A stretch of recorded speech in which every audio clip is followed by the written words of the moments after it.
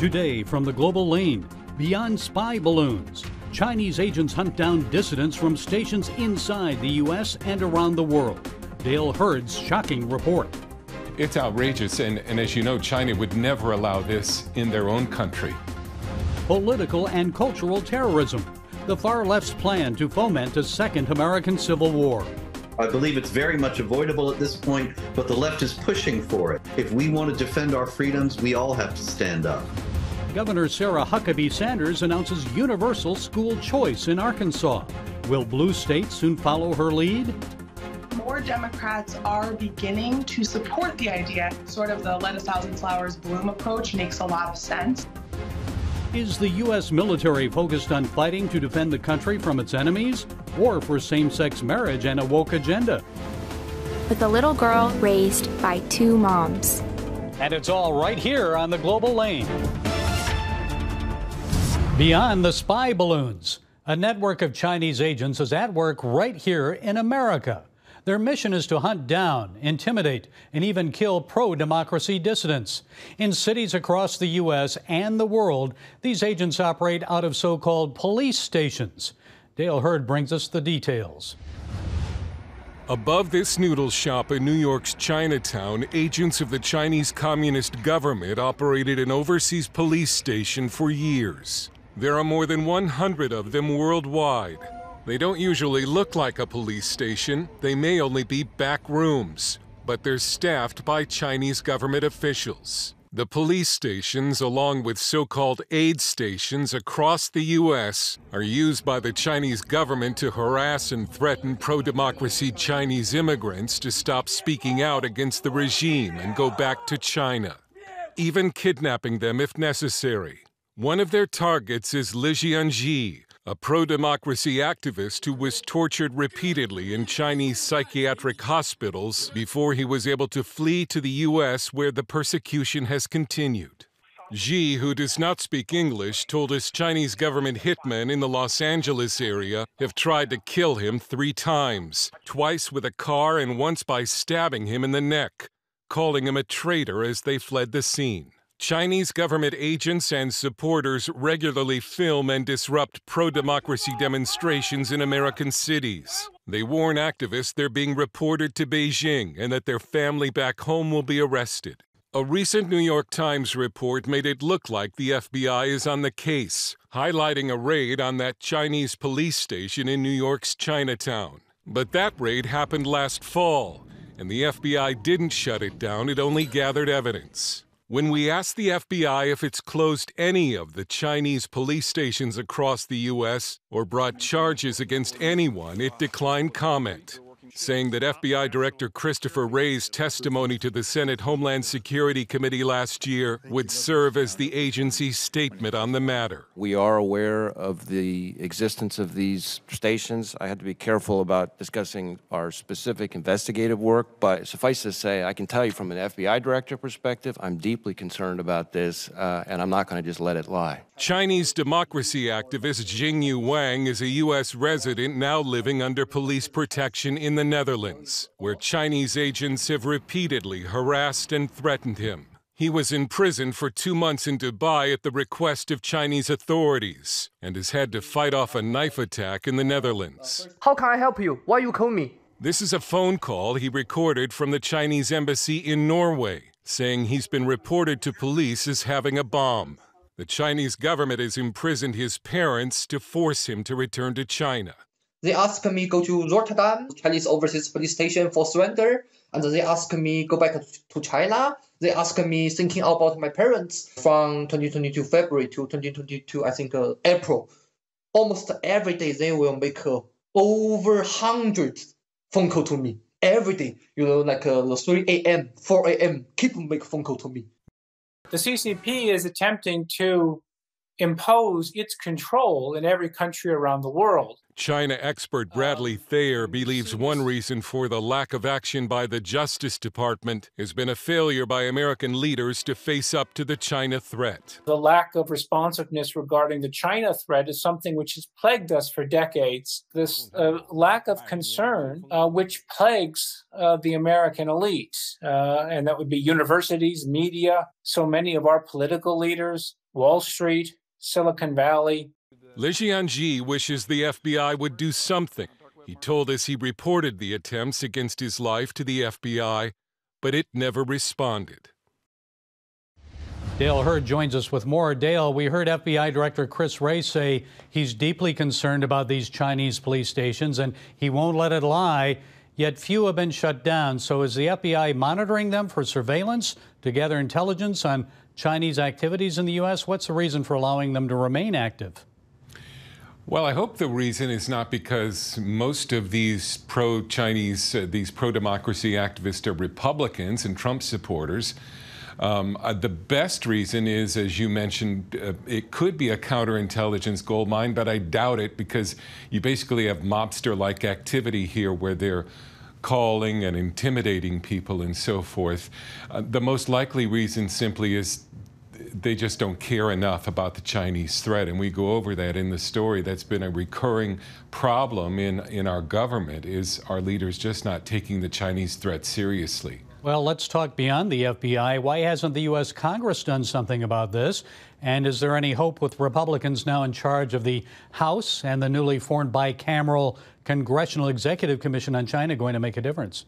Yeah, I hope so. They're about to start these hearings on the weaponization of the U.S. government, and they might bring up the fact, you're spending all this time spying on Americans. You might take care of this Chinese threat while you're at it. But what I've seen so far is Congress expects the Justice Department to do something about it, and they're just simply not. Well, it's interesting. I mean, we had this balloon and everybody's attention was on this spy balloon. And I'm not saying it wasn't serious, but we've got Chinese agents here in this country that are operating against their own citizens and also Americans. It's outrageous. And as you know, China would never allow this in their own country. And so this, just like the balloon was a symbol of Chinese arrogance, frankly, these agents, these police stations are an example of just what China thinks it can get away with in other countries. And it's not only a problem right here in the U.S., but also around the world. So where else, Dale?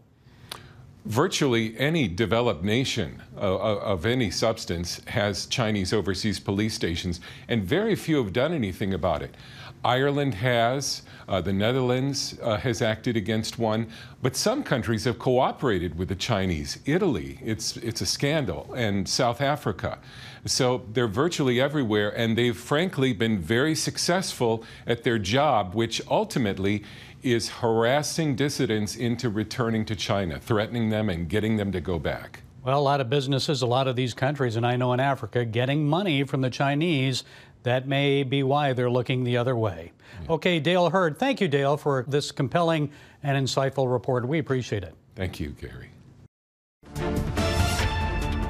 A raucous response from Republicans this week when President Biden delivered his State of the Union address. The president put forth many proposals, including federal codification of abortion and an assault weapons ban. Republicans jeered at the president during the speech and shouted, "Liar." Well, here to provide some insights on the Biden administration's political and cultural agenda is Robert Spencer, director of Jihad Watch. He's author of the new book, Sumter Gambit: How the Left is Trying to Foment a Civil War.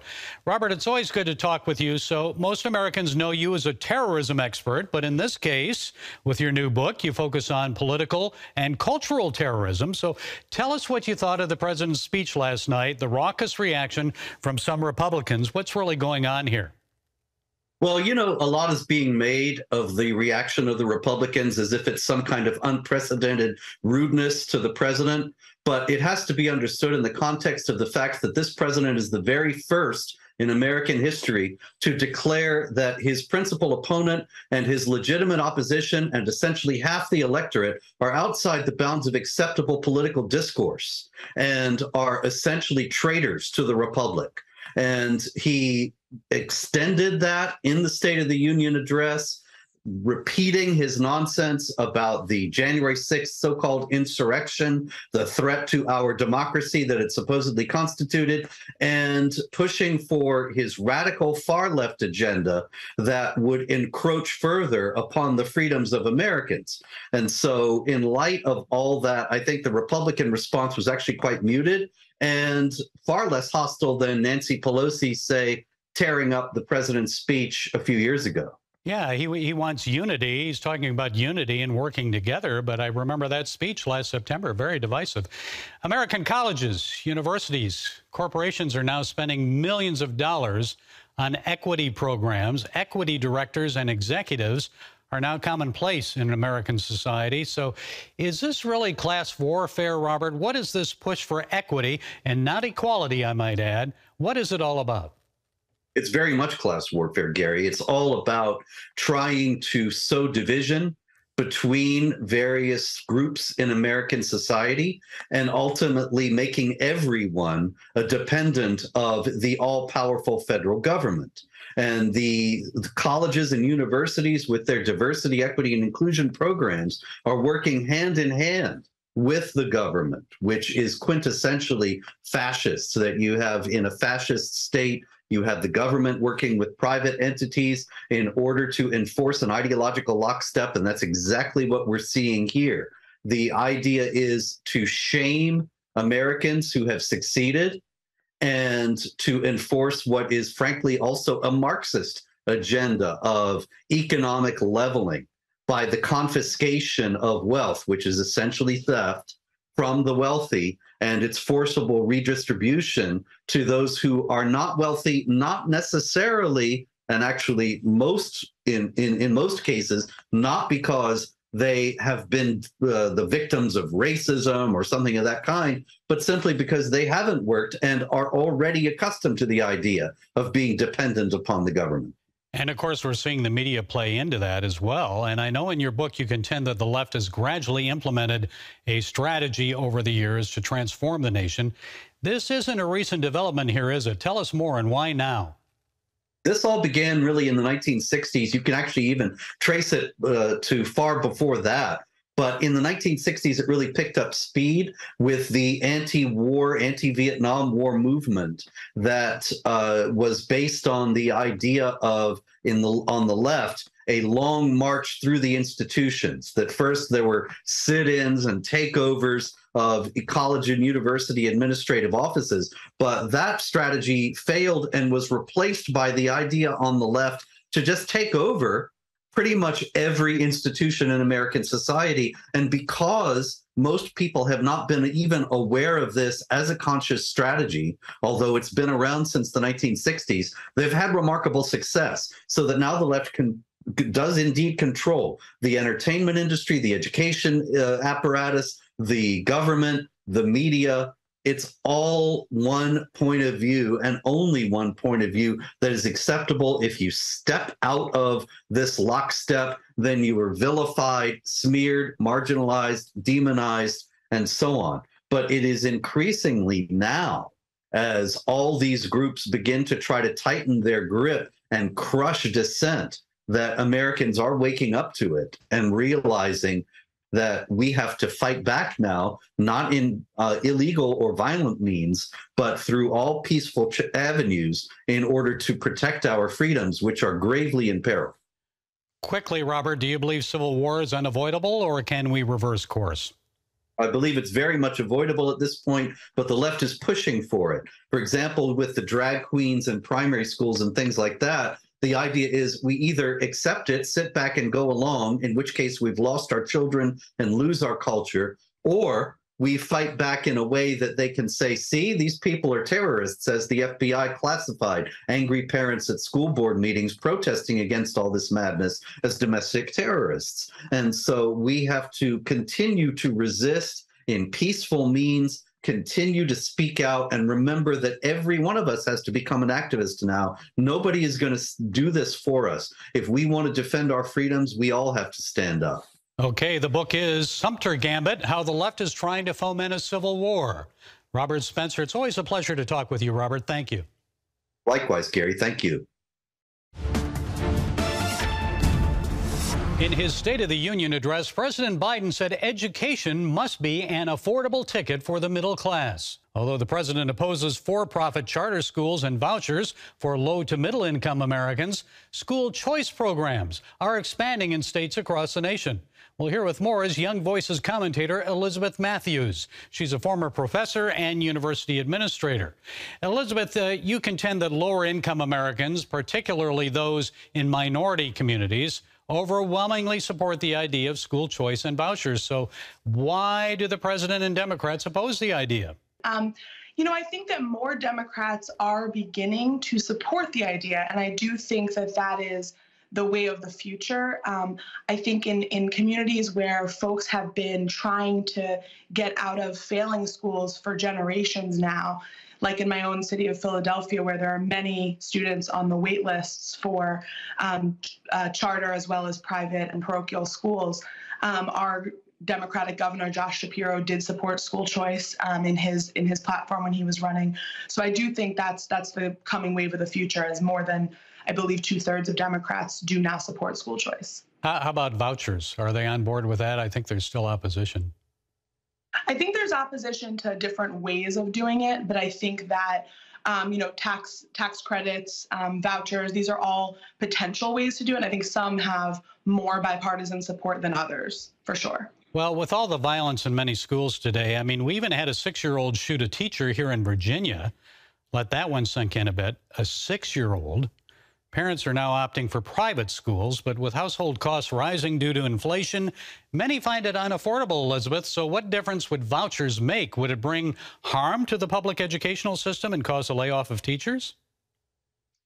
So I think that one of the issues we have to kind of look at it at a broader view, vouchers would give individual families part of the funds that are spent on public education already. In many of the school districts where folks are not pleased with the product that they're receiving in many cases, vouchers would give families a portion of what we're spending per student, which is pretty high in a lot of those cities, to spend on educational options of their own choice. So whether that means supports for homeschooling, or whether that means parochial school, or whether it means part of a private school tuition that can be raised in the rest through scholarships or in some other way, it would just give families that option. And I think that, sort of the let 1,000 flowers bloom approach makes a lot of sense. Teachers might not be as needed in certain spaces, but those schools have been suffering disinvestment as well as misinvestment for so long that I think there would be other opportunities for teachers. I noticed that Sarah Huckabee Sanders mentioned that her plan for education, which I haven't had a chance to look at, I believe it came out today, but it would pay teachers more as well. So I think that there's a lot of options moving forward that would help everybody. Look, it's tough being a teacher today with all the violence and everything going on in the schools. I mean, our hat's off to them, right? At the end of this month, the U.S. Supreme Court is expected to hear arguments on the president's student loan debt forgiveness plan. So what do you expect is going to happen? What are you hearing about that? How important is that to students? Do you think the court's going to go against it? Thank you so much. That's a great question. I can't really predict exactly. It's a really complex issue. But what I would say is that it's super important that we reform the higher ed sector where I worked for so long. Costs have skyrocketed and students truly cannot afford the education. And we're also in a knowledge economy now where these degrees are the prerequisite for a lot of good jobs. And I think that fixing both of those things, both getting costs down and making the sector more competitive, as well as making sure that there are options for employment that don't require college degrees, are both super important going forward. Yeah, a lot of these trade schools may be the way to go for a lot of kids. Okay, Young Voices commentator Elizabeth Matthews. Thank you, Elizabeth, for setting us straight today. We appreciate it. Thank you so much for having me on. No wonder the Pentagon hesitated to shoot down that Chinese spy balloon. It was probably too busy scheduling the next equity and gender training session for American service members. Seriously, folks, why are you surprised? Weakness is a consequence of a woke U.S. military. Here's one example. It's a shortened clip from a recent U.S. Army recruitment video. It reveals a lot about the U.S. military's shocking transformation. It begins in California, with a little girl raised by 2 moms.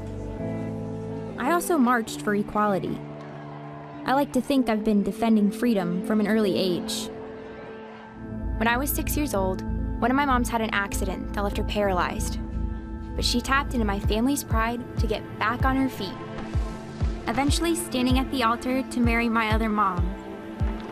And after meeting with an Army recruiter, I found it. A way to prove my inner strength. I'm U.S. Army Corporal Emma Malone, Lord, and I answered my calling. Folks, is this the military's calling? Animated recruitment videos promoting lesbianism and same-sex marriage? In all fairness, this is only the most recent of many U.S. Army recruitment videos, but truly it appears the Pentagon is more concerned about advancing woke ideas, like what pronouns someone is using, rather than recruiting tough, masculine men to defend our nation. Now compare that recruitment clip to this one from China's People's Liberation Army. Remember, this is the same army that just sent that spy balloon unhindered over its sensitive U.S. military bases.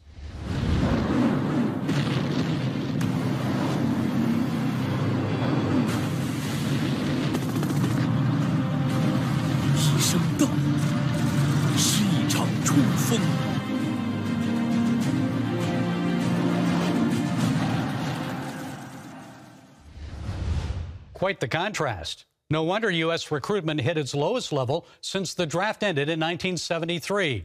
It was down about 25% for the fiscal year 2022.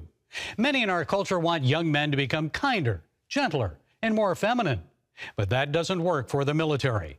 Most 18 to 20-year-old men would be more likely to sign up if the Army placed greater emphasis on training and equipping troops to overcome the nation's enemies, rather than teaching them to embrace their preferred pronouns and transgenderism. Folks, it's time the Pentagon stopped this nonsense.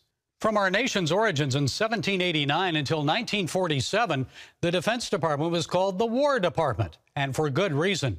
Its main task is to defend this nation and win wars, period. Our founding fathers never intended our military leaders to be social engineers. So let's get back to advancing the idea of warriors wanted and army strong before it's too late. Well, that's it today from the Global Lane. Be sure to follow us on the CBN News and NRB channels, social media, and our broadcast affiliates. And until next time, be blessed.